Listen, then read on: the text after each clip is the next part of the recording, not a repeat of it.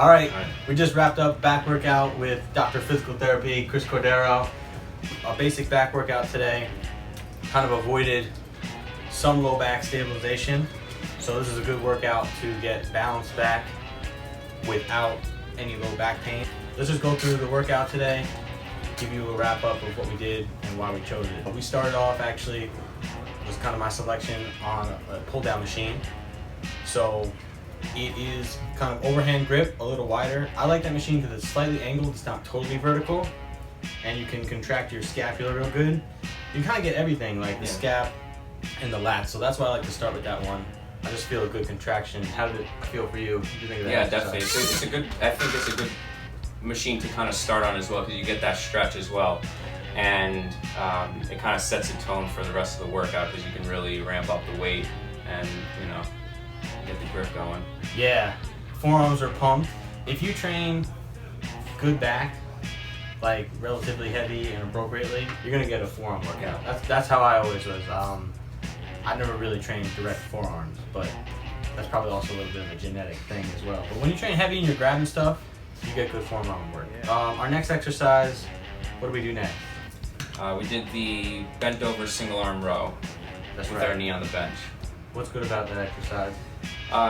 So because you're in that semi-quadruped position with your hand and knee down on the bench, you are essentially in somewhat of a plank. So you're activating the core, but in that angle, you're also able to stabilize on the one shoulder while you're working the other one, and you can get some pretty good range of motion from that. You can bring it down all the way, get a full stretch, and squeeze. I know looking at Ben and how he was doing it, pulling to more towards like the belly button to kind of get those lower lats going, lower traps. You can pull at any angle, but I feel like that way is very effective. So for most people who have weak points in their back, so it's one of my favorites. Yeah, for sure.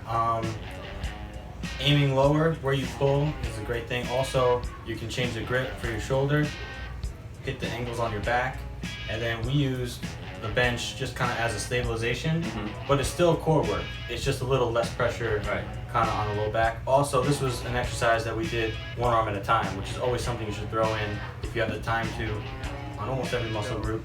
I know you're feeling a little weaker on your left knee, right? Yes, absolutely. Yeah, so that helps those imbalances. So one of my favorites, we just took it to the bench today. One thing with the training one arm at a time, what I always, my patients in physical therapy, if they're coming in with just right knee pain, let's say, 99% of the time I'm having them do exercise on both sides because not only do you want to strengthen the weaker side, but when you work your stronger side, your mind starts to figure out how to move the weaker side or the compensated side. So it's always so it was just a good practice to create symmetry. That's always what we're trying to achieve.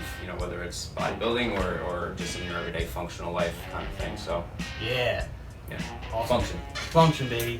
And then we went over to the close grip, neutral though, lat pull down. So we had kind of a angled vertical pull, horizontal pull, and then we're back over to vertical pull. So just kind of getting balance and working through there. That one was brutal. That was a lot of Let's see the video. It's that one's cool because one, you can get such a full stretch when you're in that neutral position and in close for your lat, but also because it's in close, we're getting more bicep and forearm action going on too. So the forearms were killing me on that one.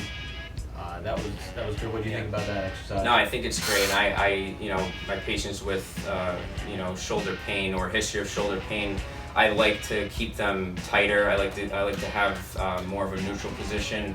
I know, Ben, you were saying that sometimes your shoulder gets aggravated with that. I think what I would recommend is maybe just shortening up the length or the range of motion. So just keeping it nice and tight, maybe just go right above the forehead instead of getting that full stretch overhead, because sometimes we get impingement up here, we start to crunch the shoulder. But if you have a healthy shoulder and you're trying to maximize the workout, I think it's great to get that full range and get that full stretch. Yeah, absolutely.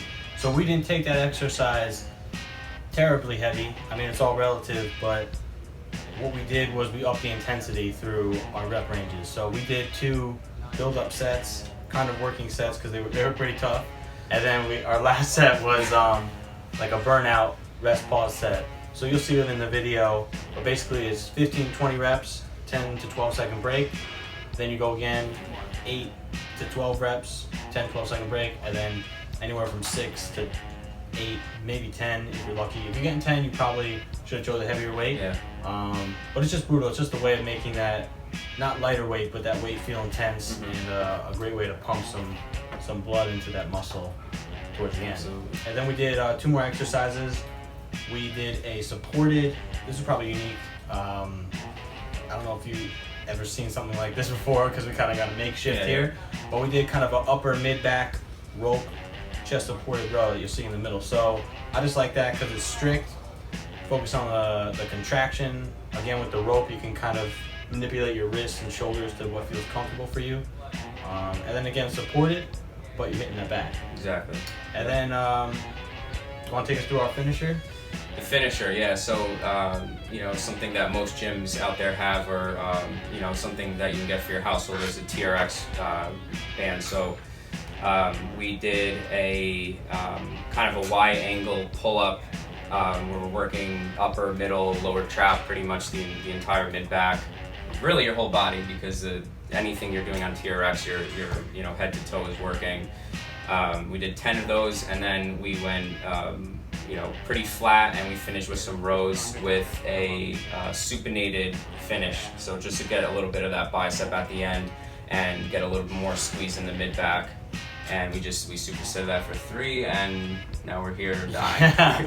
Toasted. Yeah, that one was rough on the forearms too, like I said before in the beginning, especially by the end. You're just hanging on for dear life. We did use, you'll see in the video, we used straps on probably most of the exercises. That's a whole nother video of pros and cons for that, but we're just trying to get the most out of our back, because maybe we had more in the tank in our back before our forearms and grip gave out a little bit there. So not avoiding the low back and core in this, but not putting a ton of stress on it. So kind of best of both worlds with this workout. Give it a try. Variations of the exercises if you don't have it at home or your gym. You can use a Smith machine for the TRX to kind of make do with that. And that's about it. Yeah. I want to thank Chris for coming in, Absolutely. getting it done before work and getting jacked. And that's it. Hopefully you see him more on the channel, listen to the podcast that we have. Gotta have him back on, talk about more training and PT tips, and hopefully some more good workout videos. Thanks for having me, brother. My pleasure. All right.